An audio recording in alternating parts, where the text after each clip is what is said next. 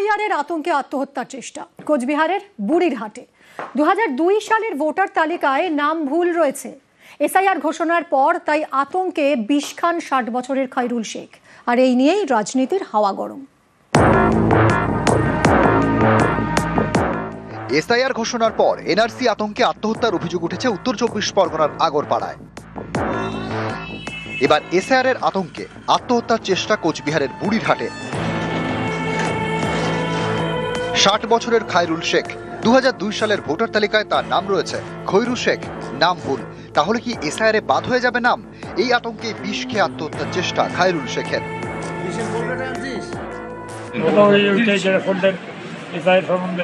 আপনার নাম কেমন কি ছিল এখানে তালিকা? ভোটার লিস্টে ইয়েতে নাম আছে খৈরুল শেখ, খৈরুল শেখ আমার একটা আতঙ্ক দেখা। আমি বাদপুরে যাবো, আমি মনে মনে চিন্তা করতে ভোট করলো কি জানি না কিছু। যা ইচ্ছে আমার হচ্ছে মরা ভালো। নাম এক জায়গায় আধার কাগজ ভোটের ফটো ওইটা আছে খৈরুল শেখ, আর ওই যে ভোটের নিতে খৈরুল শেখ, খৈরুল আর খৈরুল, ওই যে মানে ভয়ের কারণে টেনশনে বুঝলেন, নামের গণের জন্য ভয় খেয়েছে বুঝলেন। তারপরে হইলো সকালে নামাজ পড়ে যায় নাই, বাসন দিয়ে গেছে, বিষের বোতল নিয়ে আসছে, বিষের বোতল নিয়ে আসি ঘরে দুধ দিয়ে তারপরে সে বিষ খেয়েছে। এটার জন্য কিন্তু কমিশনকে দায়বদ্ধতা গ্রহণ করতে হবে। কমিশন কখনো এই দায়বদ্ধতা এড়িয়ে যেতে পারে না। পরপর দুটো ঘটনা আমাদের চোখে আঙুল দিয়ে দেখিয়ে দিল যে কিভাবে এসআইআর মানুষকে হরণ করে নিচ্ছে। নাম ভুল আছে বলেই যে সে বিষ খাবে এমনটা বিষয় নয়, কারণ নামটা সংশোধন করারও তো জায়গা আছে। তো এতদিন সংশোধন করতে পারত। আর এসআইআর হলে পরে অনেক অনুপ্রবেশ বাতিল হবে, তারা এখানে ক্ষমতায় আসতে পারবে না। আর যার ফলে তারা মিথ্যা মানে ভিত্তিহীন অভিযোগ তারা তুলছে। নিউজ 18 বাংলা। দিনহাটায় এসআইআর আতঙ্কে আত্মহত্যার চেষ্টা, পরিবারের পাশে থাকার আশ্বাস মুখ্যমন্ত্রী মমতা বন্দ্যোপাধ্যায়।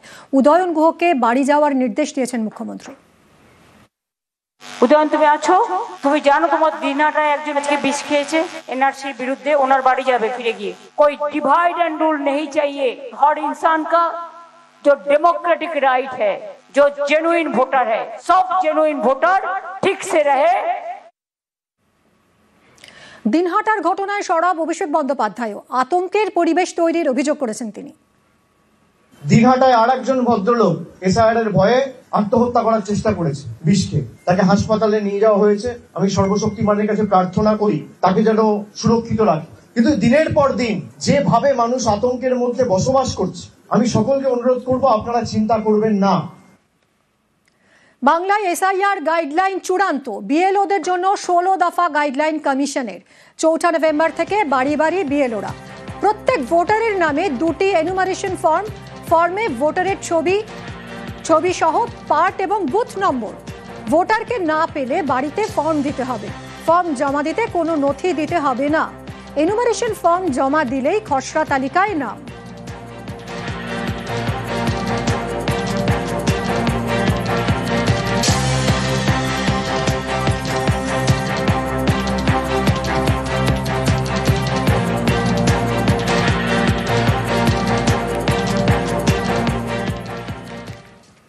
এদিকে বিএলওদের কমিশনের দেওয়া ডেডলাইন পার। এসআইআর আবহে বিএলওদের হুঁশিয়ারি, কমিশনের নিয়োগপত্র না নিলে সাসপেন্ডের নির্দেশ।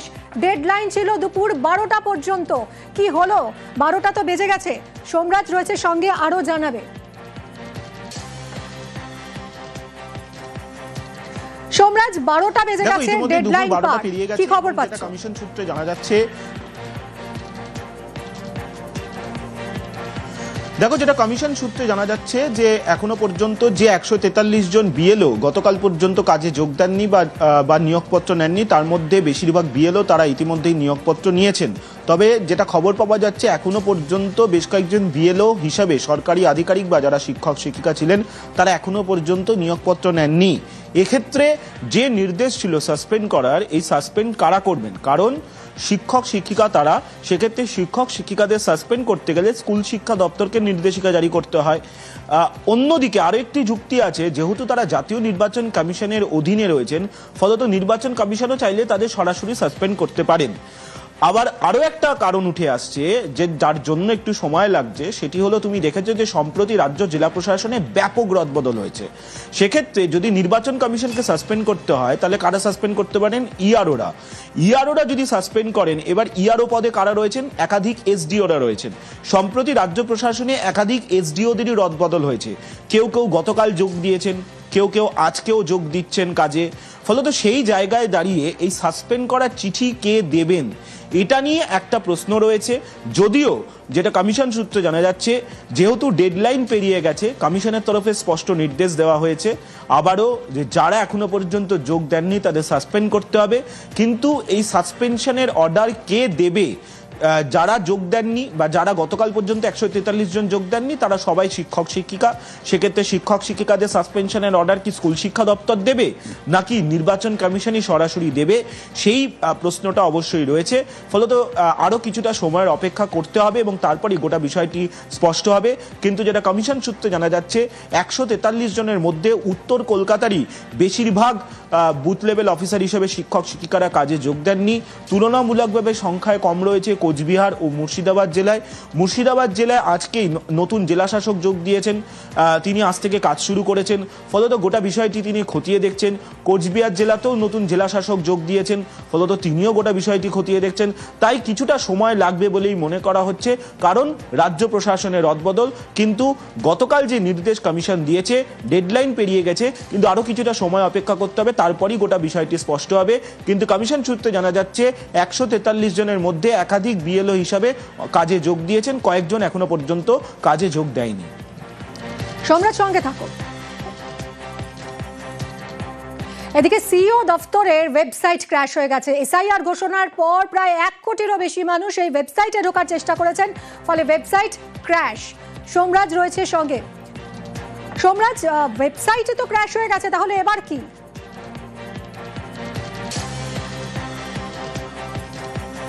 দেখো, সোমবার স্পেশাল ইন্টেন্সিভ রিভিশন রাজ্যের জন্য ঘোষণা হয় এবং তারপর থেকেই বহু মানুষ 2002 সালের ভোটার তালিকা দেখার জন্য ভিড় করতে শুরু করেন সিইও দপ্তরের ওয়েবসাইটে। যেটা কমিশন সূত্রে জানা যাচ্ছে, রাজ্যের প্রায় 1 কোটিরও বেশি মানুষ সিইও দপ্তরের ওয়েবসাইটে সোমবার রাতের পর থেকে ঢুকতে শুরু করেন।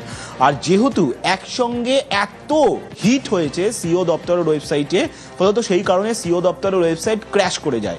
এখনো পর্যন্ত সিইও দপ্তরের ওয়েবসাইট যদি কেউ যান, তাহলে সিইও দপ্তরের ওয়েবসাইট এখনো ঠিকভাবে খুলছে না, অর্থাৎ সচল হয়নি। গতকাল রাতে সিইও দপ্তর থেকে অ্যাডিশনাল সিইও পর্যায়ের একজন আধিকারিক তিনি চিঠি দিয়েছেন এনআইসিকে। এনআইসি হচ্ছে কেন্দ্রীয় সরকারের সংস্থা যারা এই সিইও দপ্তরের ওয়েবসাইটটি রক্ষণাবেক্ষণ করেন বা এই ওয়েবসাইটটি মেনটেনেন্সের দায়িত্বে আছেন। তাদেরকে ইতিমধ্যেই চিঠি দেওয়া হয়েছে এবং বলা হয়েছে জরুরি ভিত্তিতে যাতে এই ওয়েবসাইটটি সচল করা হয়, কারণ রাজ্যে 4 তারিখ থেকে এসআইআর শুরু হবে, অর্থাৎ বাড়িতে বাড়িতে বিএলওরা।